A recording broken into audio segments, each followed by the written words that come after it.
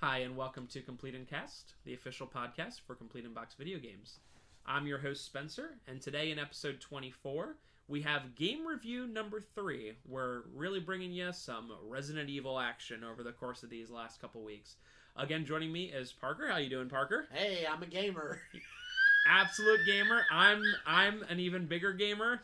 We're gonna every single time. Hey, do you want to have gamer fight, man? I'll have gamer fight. Bring out the paddles, bro. So in this gamer related gamer review, we're gonna be talking Resident Evil 7 / Biohazard.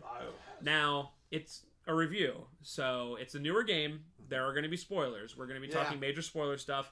If you haven't played it and you want to, just don't listen to this. Listen to this after you're done. I feel remiss to say it, but it's a review, so it's not a spoiler for a review. We're talking about spoilers. Right. So, Resident Evil just recently came out. We played it on the PS4. As I mentioned in the last couple episodes, when we're talking the numbers that we're giving this out of 10, I view a 5 as average. So if we give something 5, it does not mean that it's absolutely terrible. It just means it's average compared to other games.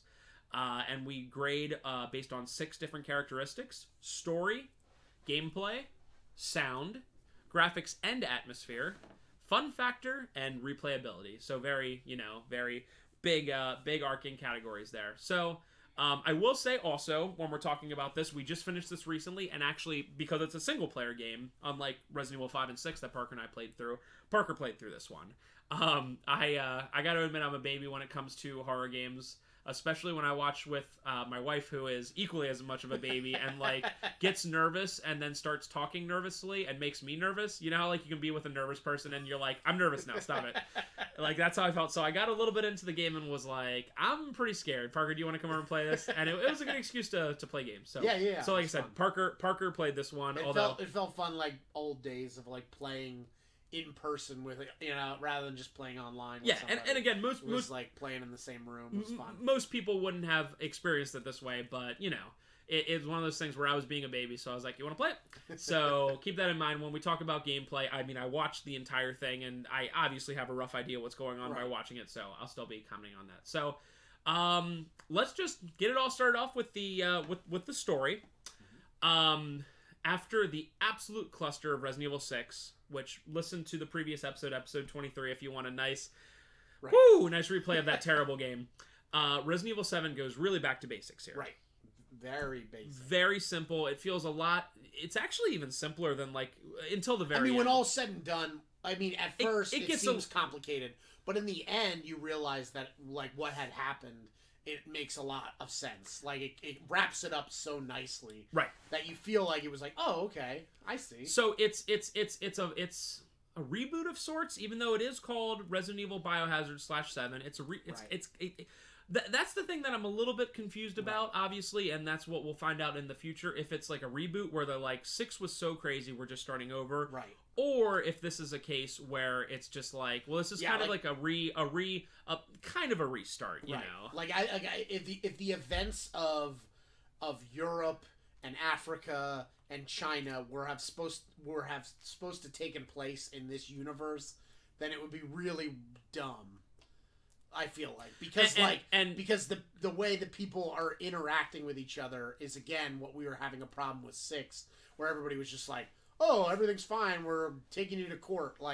The world's over. Everybody's dead. Long story short on that, Resident Evil 1 through 5 did a pretty good job of showing outbreaks in very specific parts of the world where it was still believable, where it's it's kind of there, although it's getting to be a problem. Resident Evil 6 really drops the ball and just makes it seem like a worldwide catastrophe, but at the same time try to act like there's still normalcy in the world. Right. Long story short, we talk about that a lot in the last one. Right. So that would be our biggest problem. Now, I remember finding some stuff that mentioned specifically it was 2017 or maybe 2016. Right. Yeah, so it's modern day. It's modern day. I kind of forget exactly when Resident Evil 6 takes place. No. Actually, I remember seeing the Ada thing we went through. It was 2013. Okay. So, if this takes place in the same universe, it is the newest of the Resident Evil games. Right.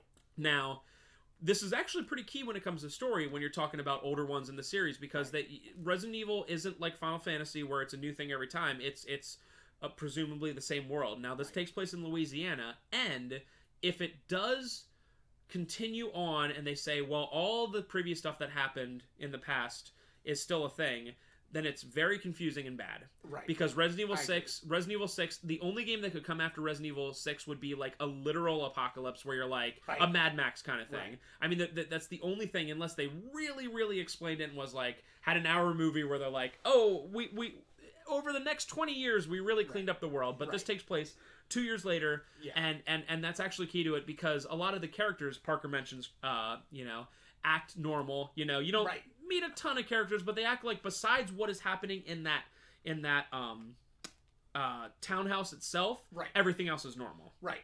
Like for an example, when the cop shows up, if he was in a world where zombie outbreaks were like a thing you just see on the news, he would approach that situation very differently. Yeah, he wouldn't just walk into be like, meet me over in the garage, let's talk about this. Like, that would not happen. Right. Now, I feel like this happens. This does fall under story. Let's go into that. Character interaction is really weird. Yeah. Like the main character specific. The main character in specific is and I guess this would fall under story. The main character is a really poor character. Right. He's supposed to be. You never see what he looks like. Ethan. Right. Ethan's his name. I think you do sort of towards the end. She comes up to him. You don't see his face, but you see like the other stuff. But anyway, so Ethan is, they couldn't quite make up their mind if they wanted Ethan to be the visage in which you play through. Right. Like you don't know what the character of Amnesia is a great example. You don't know anything about the Amnesia character. As opposed to every other Resident Evil, it's first person. Yes. So you don't see the person. Yes. So it's not like where you're like, I'm playing as Chris. I'm playing as Jill. Like, you're not like, I'm connecting with this character that has its own personality. Like, first person games have, where it's like, most first person games do that. Doom, you never talk. Halo, you never talk. Like, or very rarely towards the end of the storyline. But it's like a character that you basically just experience the story through. But, they gave this guy, Ethan, stuff to say, and the interactions he has are so bad. They're so weird. I mean, let's bring up the cop one. The cop guy is the first guy that you meet that's not part of the family. Right. And it's weird. He's like, "What you doing here, boy?" And Ethan's like, "Hey, you got to help me. Like, everyone in here's being crazy." And the cop's like, "Well, what are you talking about?" And like, Ethan pretty much says like, they're like killing people and being crazy. And he's like, "Oh man, come on." He said, "You don't look like you're working with a full deck of cards as it is." Like, okay, that's fine for him to be suspicious of him, but then that would be even more reason to be like, something's going on at this house. Well, also, in the very first scene of that main house, the guy says, "It's the dang cops again." So clearly the cops are calling all the time to be like, dude, there's noise complaints or missing people. Right. And that's the big thing. There's like 10, 15 missing people, and it's like, it's a thing that they're probably like, dude, there was a lot of people near here that are missing now.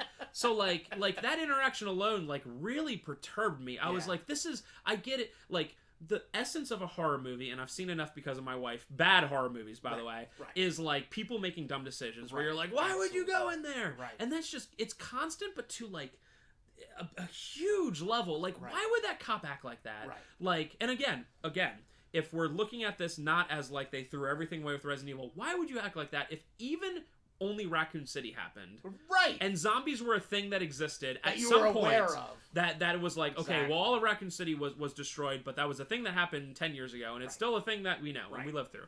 Right, exactly. Why would you act like that? Keep your eye out for a lot of different things, because you never know when crazy crap will happen in your town. You know what I mean? Like, that would be a way of life, and you would learn to live that way. There wouldn't be just like, the beginning of the story is this guy going off to find his wife, and it's like, very similar to, he gets a cryptic message from her that's like, I'm down here, I'm fine, and then later it's like, don't come, and it's like, the big thing, and again, this is a horror movie, he comes by himself. Right? So you walk in, and it looks like a normal Bayou thing, which, by the way, dude, like, if I'm not going to someplace that's not like a nice suburban home, I'm probably bringing a friend, right? Or like calling the cops or whatever. But so he tries. But the first second you walk in and there's like a big statue made out of like animal parts, I'd be like, well, turn around, instantly, go to the car. Instantly. Or even like when you go to the van and there's like a van there and it's like, she's one of us now, and it's just like, this is weird. I'm leaving. Like, And I guess if this is a world where the cops are that bad, whatever, but at least bring a friend or bring a gun or, you know, something. Right. So it was already, like, unbelievable. Like, I understand if you just kind of walk in and it's, like, a very inviting home and you're like, no, I'm locked in here now. But it's like, you see signs where you're like, wow, this is really weird. Like, I do not want to be here. Like, Resident Evil 1, I mean, they were prepared, but at least I could understand him walking into a mansion. Well, they got chased in by the dogs. That's true. That's true. But it's like, I can understand them. I can understand Ethan going into a mansion that looked like Resident Evil 1 and being like, what's going on here? Without too much. I mean, I still don't quite understand it, but like a backwoods, bayou, creepy place, and then there's things made out of animals, and there's like messages written in what is presumed to be blood.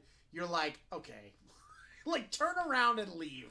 Like, this is the dumbest idea, but and okay. they took it like a horror movie, and I, like I said, I get that there's always going to be like bad decisions made, but because man, it was just like it was just constant. And again, we're not going to go into this too much more, but every interaction Ethan has is so weird. Like when he meets his wife, what's her name again? Mia. And when he finds her, she's like locked into this part.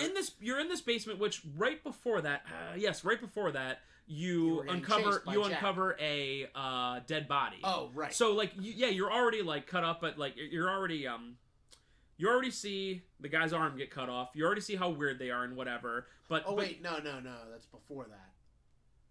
What? When you find her in the thing, it's before that, because she attacks you first. Right, but I'm saying you already find a dead body, you find all this weird stuff happen, and when he meets her, he's like, Mia? And she's like, oh, we gotta get out of here, Daddy's gonna find me. And you're like, Mia, what? What's happening? What's happening? What's going on? Stop and explain yourself. It's like, dude, literally no one would ever do that. And like, it was just like, he just saw her yesterday, and he's like, huh? Oh, hey, Mia, what's going on? She's been missing for 3 years. And it's just like and he's like, they're his going, wife. She's going through, and it's like, and she's like, we gotta get out of here right now. And he's just like, hold on, stop and explain. It's like, I haven't seen you in 3 years. It's you need to explain yourself. It's like, no, you know. And it continues like that. Like every interaction, like is just weird, and it's like he gets phone calls from the daughter Zoe, and he's like, what? You know, like I don't. What's going on? It's like, dude, whatever's going on is weird as hell, and you gotta like put it together, dude. Right. You know. Yeah. So that being said, like Ethan is a weird character because I feel like they wanted to give him a personality, but at the same time wanted it to be first person, so they wanted to give him a minimal personality. But I feel like they would have been better off making him like somebody that you as the viewer would like if he was doing the stuff you would do, like an average person would have done. Like if he was like, if they somehow explained why he went there alone and he was doing it or something, like I would have liked it a lot better. But that being said, his stuff aside, I did like the story of what happened. Yes. A lot. Yes. Like actually a lot. But his interactions were weird. But I feel like that was just them trying to figure out what to even do.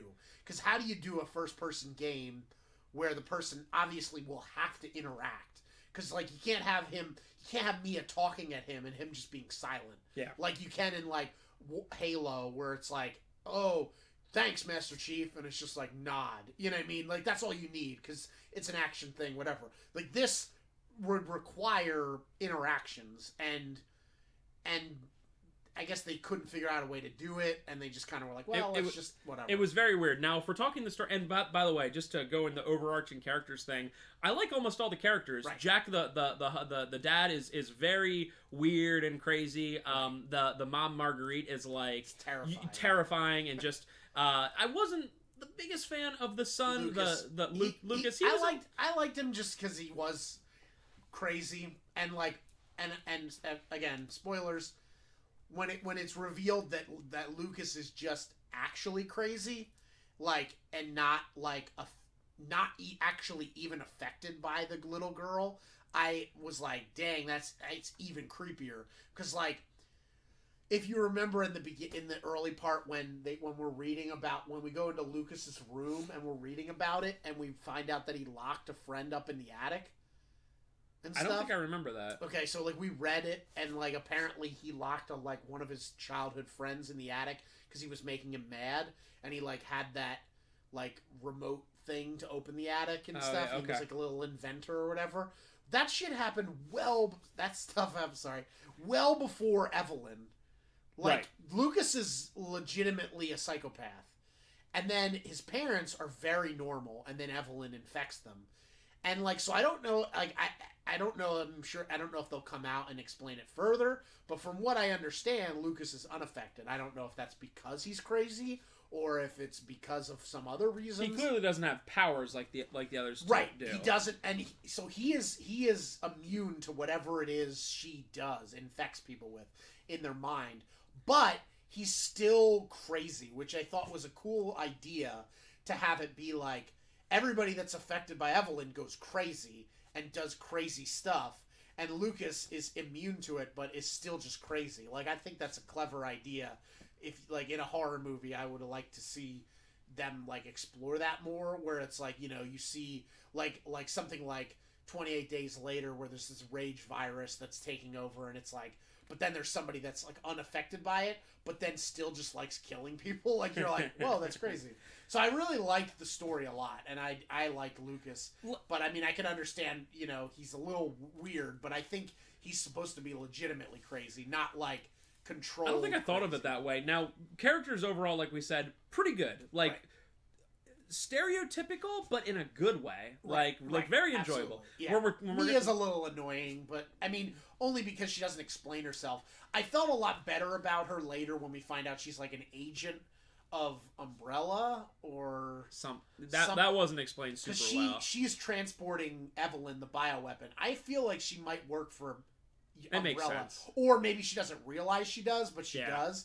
But, like, they were transporting Evelyn, who's like a bioweapon, the little girl, and so they're straight up like agents, and like she has she has, you know, has weapons and has like, and is able to like fight things, and I feel like, and is aware of what's going on. So it made a lot more sense why she like disappeared 3 years ago and didn't contact him, because she's into some stuff that like Ethan doesn't know about, and she doesn't want to try to explain it all. And she probably also, if you were in love with somebody, doesn't want them to come and get killed. Like, if I was like a secret agent and then Pamela was like, what can I do to help? I'd be like, I'm not telling you anything about my life, because I love you and I don't want you to get killed. You know what I mean? Like, that makes sense. So it makes a lot more sense about her interactions once you find that out. But, you know, like, I mean, you know, it's still whatever. It is what it is. So when we're talking about the story, I'm going to split it into two different categories. Right. There is before the big reveal at the end and after the big reveal. Right. Before the big reveal at the end, I was so into the story. It's like exploring this crazy haunted bayou thing. You're finding this little stuff out, you know, through memoirs and stuff like that. But the general deal, to make it very, very simple and sake of time, is that all these people are crazy, and for some reason they just won't die. Have powers. They have powers, and they just won't die. And you're like, what the heck? What's Mia doing? We can't find it. You are able to have stuff cut off and have it like brought back with this like cell regenerating power. Yeah. And it's cool. It's very simple, and it's great for a reboot like that. Right. Then you find out the reveal, and the big reveal, again, spoilers, blah, blah, blah, is that this family was relatively normal before a shipwreck happened, and this little girl, Evelyn, who was a BOW that was transported by Mia, was found by Jack, and then Evelyn, because she never had like a family, I guess, 'cause she was created, or she never had parents or whatever. Right. And it was like they mention it in one thing. It's like a side effect of creating the weapon is that it desires a family, and they said they didn't know if it had something to do with it wanting to spread itself or what, but like it shows the family structure as like what it wanted, like that's what it needed, like to build itself or whatever. So you find that out, and you find that Jack was and Marguerite and all them were relatively normal, and they were very normal. Very normal. Like actually like good, because what happens is there's a hurricane and the ship wrecks, and like Jack goes out to see if anything's going on, and discovers Mia, brings her back to the house, and like is like, we got to take care of her till she wakes up. Goes out again because he's worried there might be more people, and then finds Evelyn and brings her back to the house. So like, this is a guy that's like not just like, if it's not in my house, I don't care. Like, this guy, like, is like, oh my gosh, there's somebody hurt nearby, let me help them. So, like even more helpful than whatever. Luke is still, like, always a psychopath. But, but like, Jack and Marguerite, good people that were then completely corrupted by this Evelyn or whatever. And when you find out, that Evelyn is the BOW and stuff like that, clearly you find out why everything went to crap and whatever. Right. And the big point is, after you fight Jack for the last time and you go out and you find the ship that's wrecked, and that's where you do this VCR part. You do this was a really cool part of the game. You do these flashbacks in the terms of VHS tapes, kind of like the demo, and you find out that instead of just watching a video, you play through it. Yes, which is always cool. I like Mia was some sort of secret agent, transporting Evelyn for whatever reason, and Evelyn goes crazy. And, Mia gets, stranded there and then gets the ability or the gift or whatever. Let's make this simple. I really love the story before the reveal. I really hated it after the reveal. Yeah.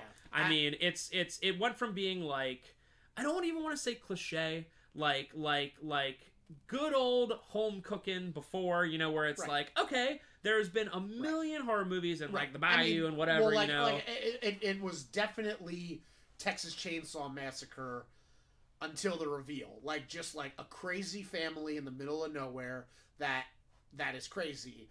But add to it that they might have some sort of crazy power that we don't know how. And, like, I can see how, like, keeping it that way would have been cool. Personally, I like the reveal, but I can see how it would have been cooler to have it just be that.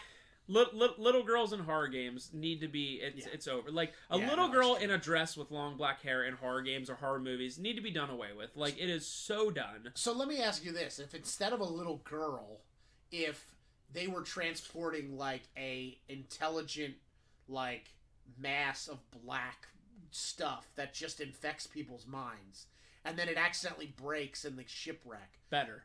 You would definitely like better. that better. No question better. Okay, definitely no question better, because it just hit all the points where I was like, God, this is so, like... So just because the little girl thing really threw you off. Like, you were just like, I'm annoyed. Just the little girl thing and how she acted and interacted, and, like, I understood there was going to be a reveal. It's not just like, ooh, 'cause magic, whatever. Right. But it really rubbed me the wrong way. I didn't like how Evelyn always, like, being a BOW or whatever, always got her, like, her way and stuff like that, and was just like... And, like, it made me more mad that, like, Jack and them were normal and then were, like, turned crazy and then just, like, killed and dismembered and whatever. I was like, dude, like, and what can you do? It wasn't like... you can't do anything about it. It wasn't like they were kind of crazy and she put them into, like, super crazy. Like, if they would have been, like, Texas Chainsaw Massacre family, but then given powers, like, that would be a cool idea, because then it's like they were already capturing people and making them, like... And like a serial killer, that if you suddenly gave superpowers, they'd be terrifying. Yep. Because they would do even crazier stuff. So yeah, I can see how that could have been cool too. So and also a big story thing that could be something big or might just be something dumb is at the very end. Yes, actually no, I forgot about this. Evelyn, for whatever reason, her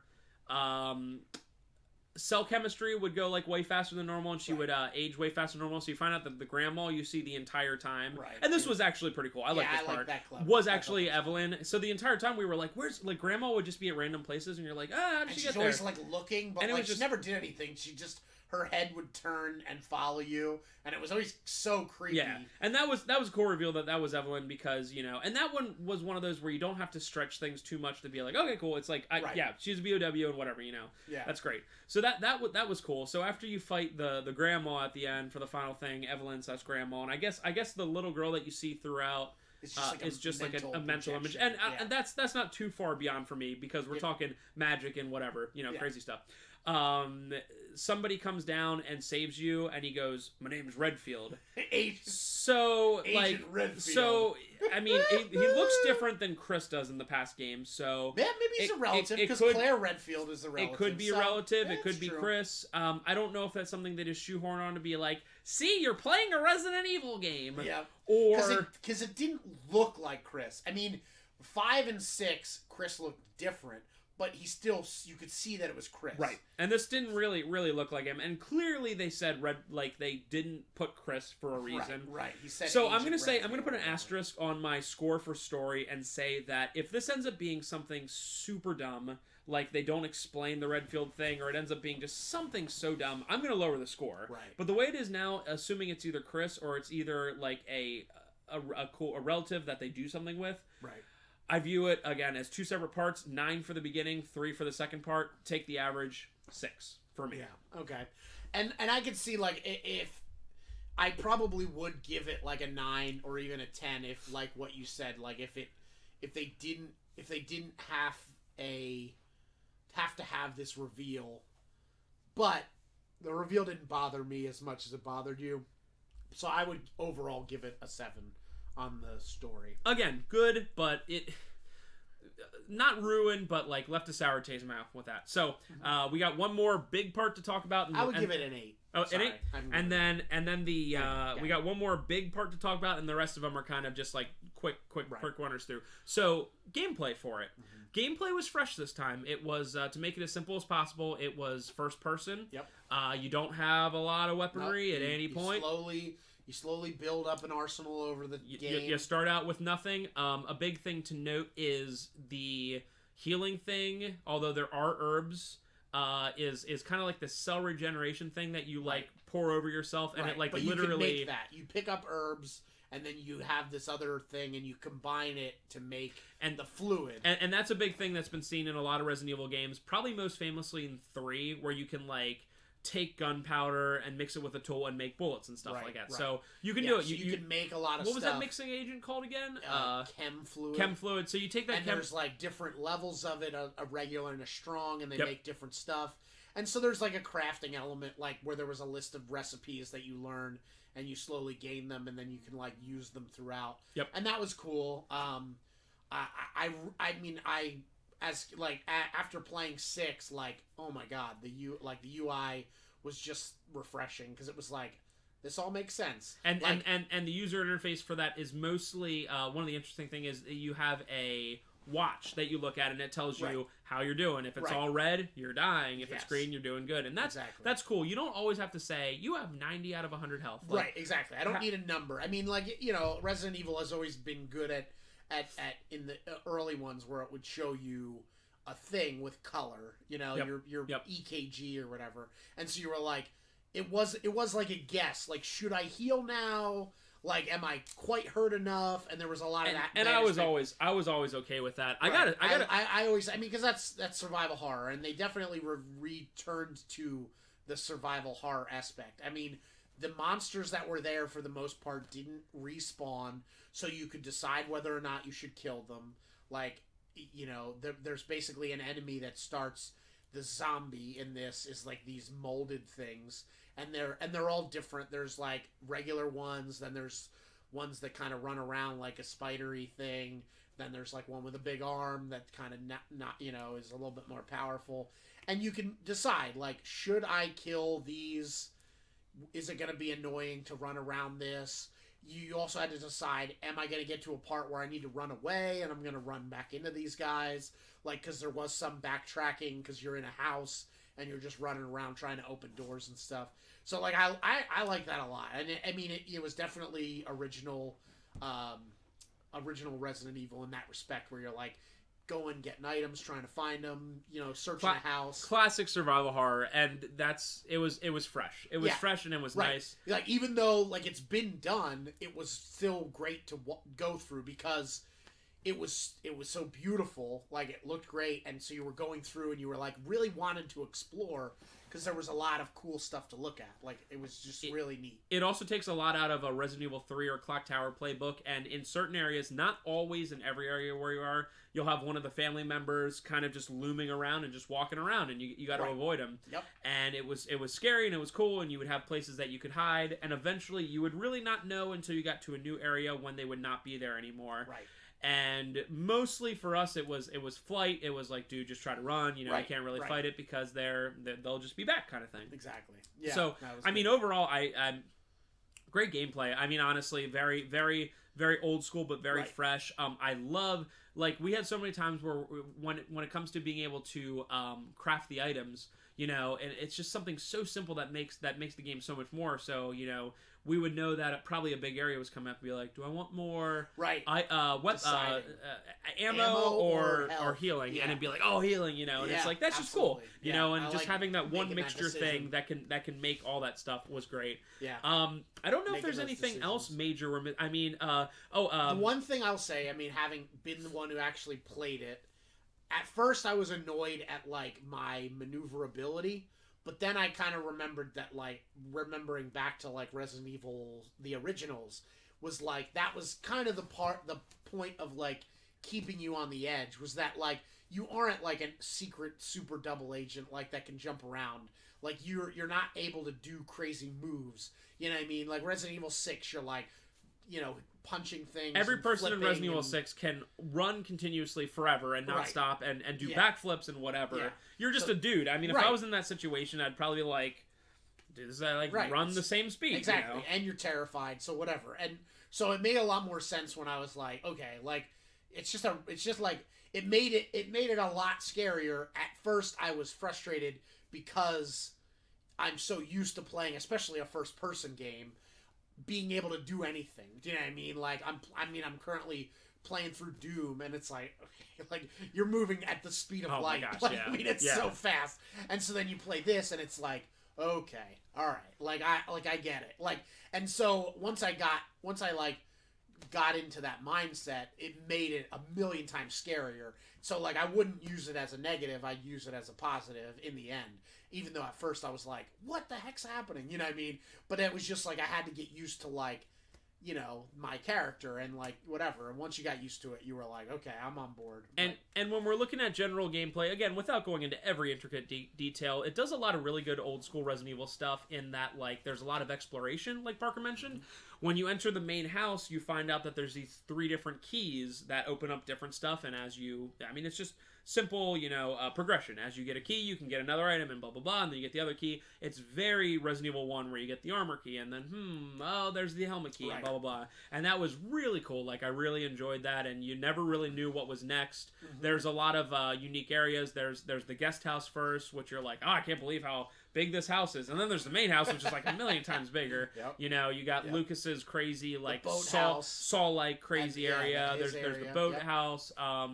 Again, after the big reveal, I feel like almost everything was tacked on, because the game ends in, like, a salt mine, and it's just like, that was weird. Okay, you know, suddenly you're in a... The other stuff made sense, like, you're at the main house and whatever, and you go from there, but then it's like, I'm on this boat, okay, and it's like, I'm on the salt mine, it's like, all right, you know, and then you end up, the one cool part, one of my favorite parts in the game in terms of the atmosphere and whatever, is when you finish the salt mine, you open a door that was previously inaccessible, in the guest house where you just started, and you see the grandma's wheelchair there, and that was prime.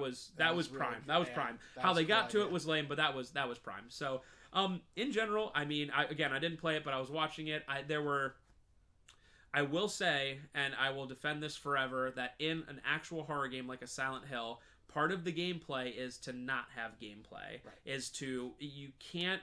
It's an action game if you have easy control over everything you do. Exactly. It is what it is. So you can't be like, well, I had a hard time controlling it, or my character was slow. That's part of being a horror game. That's what makes it scary. It's not scary if you're just running. With that all being said, I could see improvements they can make for the next one. I could see some different stuff, whatever, like maybe more, you know, characters doing all that kind of stuff. Like an 8. I mean, that was very, very solid. And an 8 for me, again, is very good. Yeah. It's very good. I definitely enjoyed myself playing it, so I would give it a 9, because I did really enjoy it a lot, and it was very polished, and like you know, it seems like they spent a lot more time on this than they did like 6. Yeah. And this goes to show you, again, the game, one of the major complaints I heard about it was relatively short. But it's like, you gotta ask yourself this. Would you rather have Resident Evil 6 has to be 15 to 25 hours long? Would you rather have 25 hours of garbage, or like 5-7 hours of, like, really good? The latter all the time. So when we're talking about polish, these next 4 come into place. Sound first on that. We put into it voice acting and music and all that kind of stuff. phenomenal. Right. And here's the main reason: we're talking a horror game, and horror game is all about atmosphere, which we're going to get into. But that sound was amazing. But it was great. And there were so many times where having I said it in both other Resident Evil parts, having no sound sometimes is great. And they or just hear it, like, you know, you're walking and then you're walking in a weird spot and you're like, is that my footsteps? And you have to stop and you're waiting and you're like, oh shoot, it might be followed.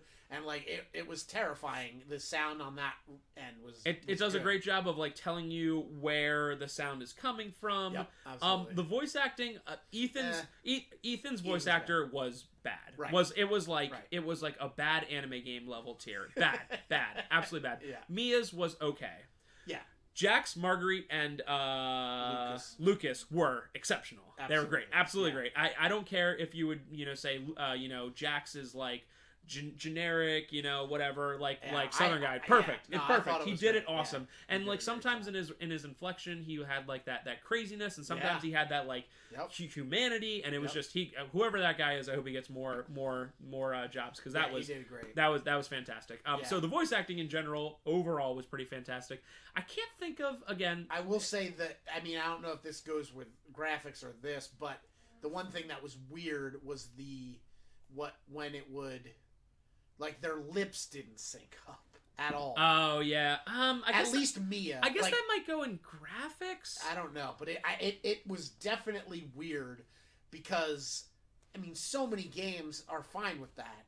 And it seemed so odd. And for a game that otherwise is very polished, it's even weirder. If you play some low-budget title, you're like, it is what it is. Yeah. Everything about this game is polished. Like, it's so... And I thought that was weird, but... Anyway, in order to connect sound and graphics, just because it has to somewhat to do with the voices, but yeah, like that was something weird. But otherwise, yeah, I loved all the voice work, and the sound was great. Yeah, I can't think of any like particular like music or whatever, but that's fine, and that's great. Had great sound effects when you're like outside, and it just sounds like the bayou, and you can tell like. Sound is not nearly as important as like a lot of the other stuff, but you can always tell when a game's exceptional when you're good, like, wow, you're like, wow, exactly. You like, oh man, you got that sound effect. Like that's people, that's that team going around and getting like creaky floorboards and being like, nope, gotta get it again, kind of thing. So I can't think of anything bad to say about this. 8.5, honestly, very, very, very solid. Yeah, exactly. I would give it a 9 for the sound because it was good. Next up, and this always goes hand in hand with sound, would be... No, I'll give it an 8 because I didn't like Ethan's voicing. Yeah, I can... that definitely does deserve a name. Next up, we have graphics and atmosphere. Yes. Let me just go out of the way and say, even though that this doesn't have the best graphics on the PS4, can't say it does. I'm just going to start this one off by saying 10 because we include... atmosphere with this, and the atmosphere is just top. Like I literally cannot think of if Silent Hill 1 was made with like PS4 graphics, I would also give it a 10 kind of thing. Absolutely. But like the degradation of the houses and like you're in the old house and like there's like just small stuff like the fridge is full of like rotting stuff and all the pictures with like the heads cut out and just like so many attention to detail that is just great. Just awesome. The characters and my brother Trevor had this as one of his negatives. The characters are all rather ugly, but like do you want them? Do you want like Mia to be like very pretty and like acting like normal? Like it would feel out of place. Right. So obviously the deranged ones, Jack and Marguerite, are like frightening. Like when I watched recently the video of the DLC where Marguerite visits you in the room, and when she gets like up close to you, I'm like, oh my god, like go away. Like it's like nightmare fuel. Yeah, but like there's really not much else. Like it's just like.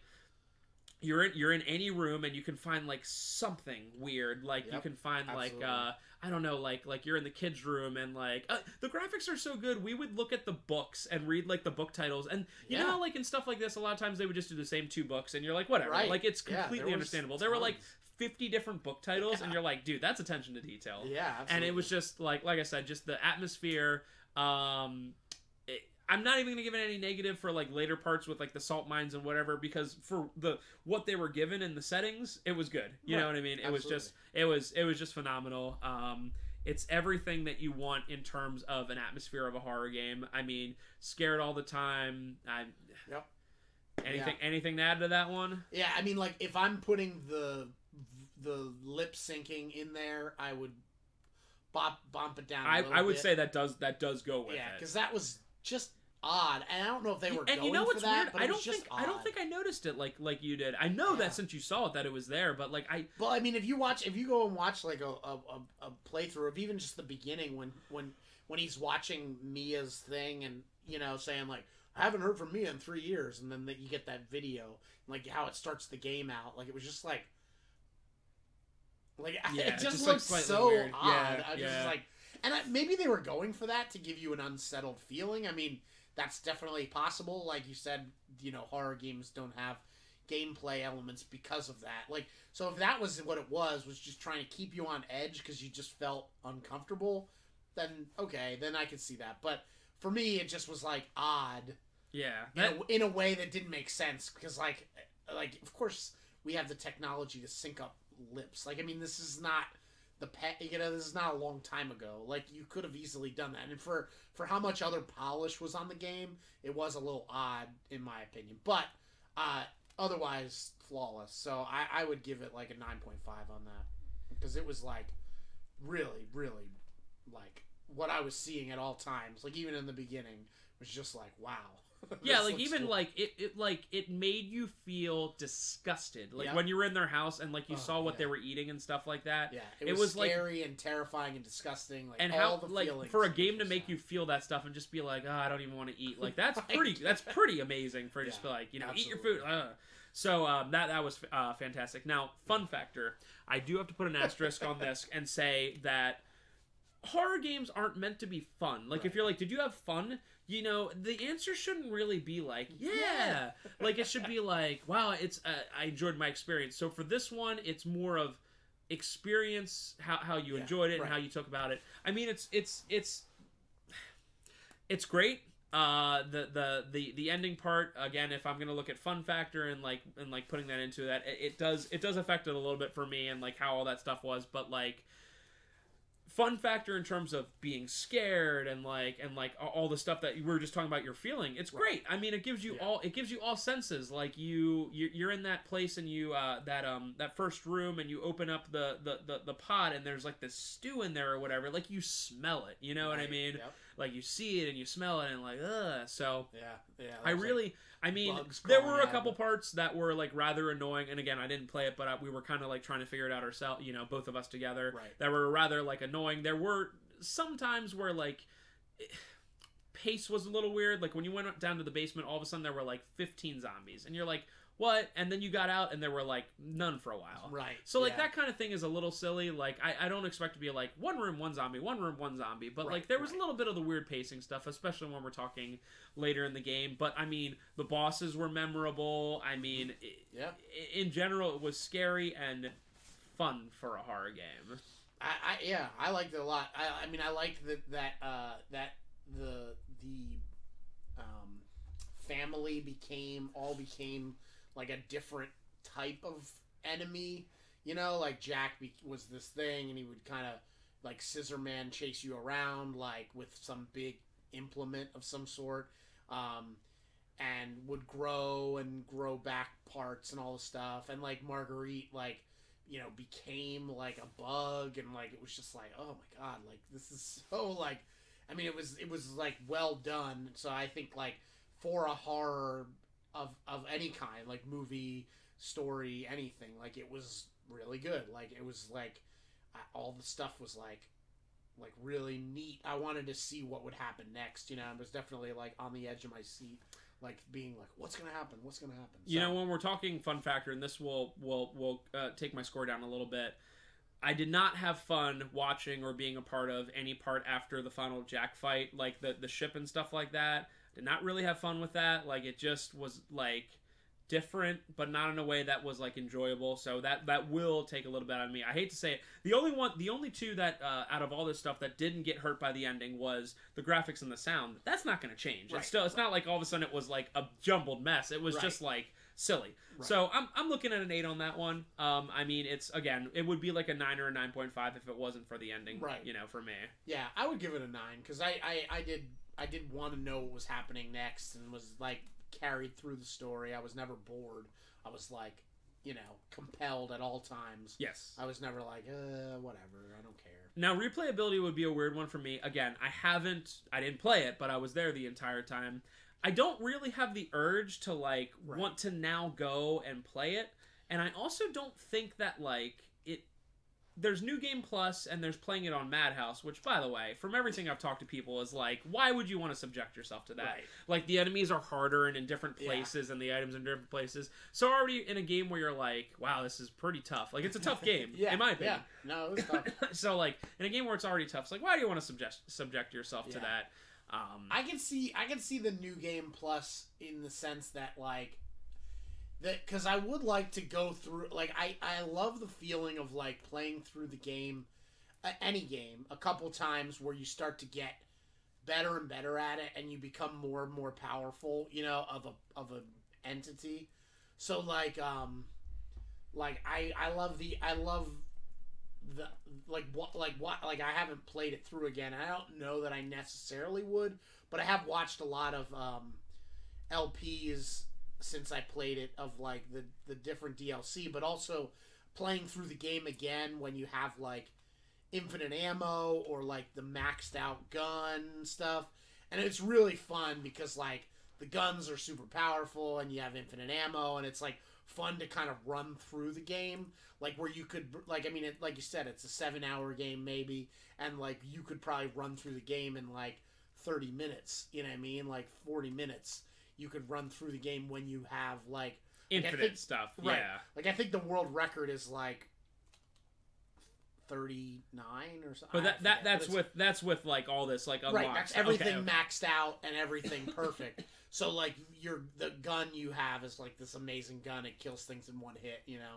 And then, like, so it's, I think, like, I would enjoy playing through it with, like, everything maxed out, because, like, I think I would still enjoy myself. So I think the replayability is a bit more than other games, but it's definitely not like, you know, it's not like Mario World or something where I'm going to replay it for my whole life and I could always pick it up. Like, I'm never. And that happens to a lot of horror games. Like, exactly. Like, I'm a huge fan of horror games, but I can't tell you the last time I played the original Silent Hill, because you gotta get into a mindset for it. Like I would have to be in a very particular mindset to be like, even though I know what's happening, I'm gonna feel uneasy and blah blah blah. You know, like you might play it for LPs or something, like where it was like a thing, but like on your own, just for yourself, for fun. Like, it's like, do I want to play through that again? Like, yeah, no, it's just not that. It's very rare to have a horror game where you're like, I also want to just replay that for, like, fun or whatever. And it's just it's not part of the. And again, I'm not huge into the horror movies. It's not one of those things where it's like, I want to watch in some brutal cannibal holocaust. And it's like, no, I don't want to watch that. You know, I actually don't. Right. So I'm going to give it a perfectly average one on that, just because with a 5. Just because, like I said, I don't burn to do it, but if you were like a year from now, like, let's play again, I wouldn't be like, nah. Right. I would give it a 7 because, like, looking at they do the stuff like they do in 5, where there's a lot of things to, like, unlock and rebuild and all that stuff. So I could see that playing it again, if, you know, like, at least a few more times to get everything maxed out. But after that, I think I'd peter out. But yeah, sounds good. So overall, I mean, excellent game. Really, really great. I was very much worried when, like, it was like, oh, it's Resident Evil Biohazard, and there were, like, certain things coming out where you're like, you know, I was worried when I played the demo, which was so scary and so cool, that it would be, like, only the demo, but it really did everything that it should have. It, like, the demo was like a catechism of what the game was going to be, but it wasn't like, oh, this is only what it's going to be. Right. Because remember, you were like, how much bigger can this house be? Oh, yeah, of course. And it's like, well, once you realize that's the guest house, you're like, and that's the perfect way of doing it, because I was like, I can't see a place where they could have more. Like there's just more basement, because that's dumb, you know what I mean? But yeah, like, they did a really cool job of, like, making it like, oh, that's terrifying. By the way, I don't know if you read that. I was reading it the other day. If you do a very specific set of things in the demo, you can get an item called a dirty coin. Like, oh my god, it's so specific. Do you know what Really? what that ends up being? No. Just an antique coin. Oh. Just another antique coin that you get, and it's so So don't get it? you don't get hit by that thing. Right. And then right. you seriously have to do like so many other like random things. Like it's okay. like you have to like unlock all those lockpicks and like it's like a list of like 10 things. Right. And you put it in the box, and then like when you open up your new save data in Resident Evil 7, it's in there in the box. Oh, so there's a box. Maybe... No, I guess you just have it, and then it just shows up in the box. It like it yeah. sees that you had that save data or whatever. But cool. I was like, man, once people found out, like it's fun to do, but once you found out that that's all it was, just like an antique coin for buying that stuff, it's like, dang. So yeah, overall, very very very quality game. I'm very, for once in a video game series, like happy in the direction it's going, and it gives me a lot more confidence in like Capcom games because they've just been not great recently. They've had troubles with like, you know, series in the past that were slam dunks, like House Street Fighter, great. It's like House Street Fighter, you know, depending on who you talk to, kind of thing. But it's like I would find it hard pressed again if you like horror games or games like that to find someone who just doesn't like this game. Obviously, if you don't like horror games, well, it's not the game for you. It's just like if you're not a sports fan, and I say, how do you like Madden? And you go, I don't like it. It's like, well, of course you don't. You know?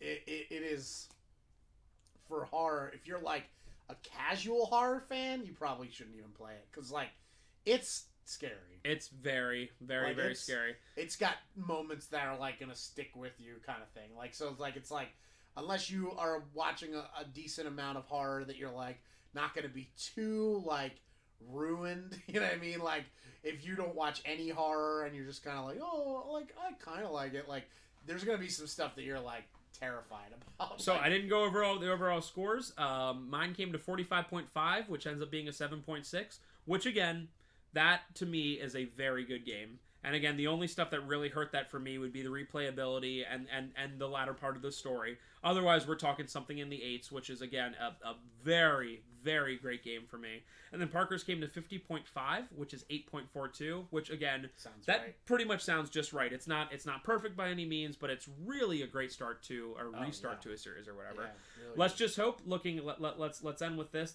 hope that somehow they do retcon the stuff that happens in Resident Evil 6 and all that. And like I would be okay if they just kind of pretend it didn't happen, but like I would like to see a little bit more in terms of the actual story. Right. Would you be okay if they started over completely?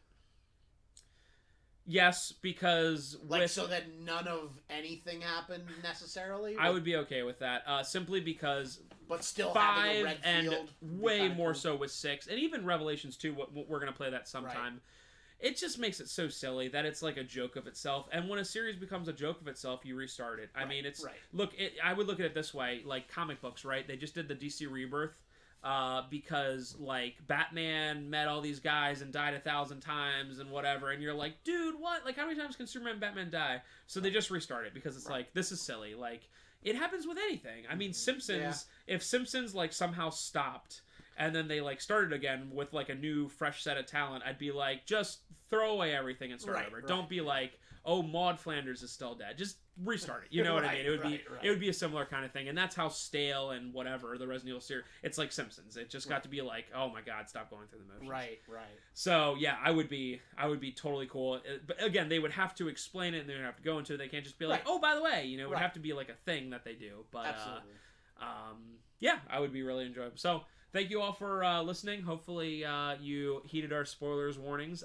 If you had any additional thoughts on this game, because it is a rather new one that everyone's kind of going through right now, let us know below. Thank you again, Parker, for joining us. Yep, my pleasure. Hopefully we see you again with Resident Evil 8 or Biohazard 2 or something to make it just very... Resident Evil Biohazard 2, but it's not Resident Evil 2 from Japan. Okay, cool. Anyway, thank you again for listening.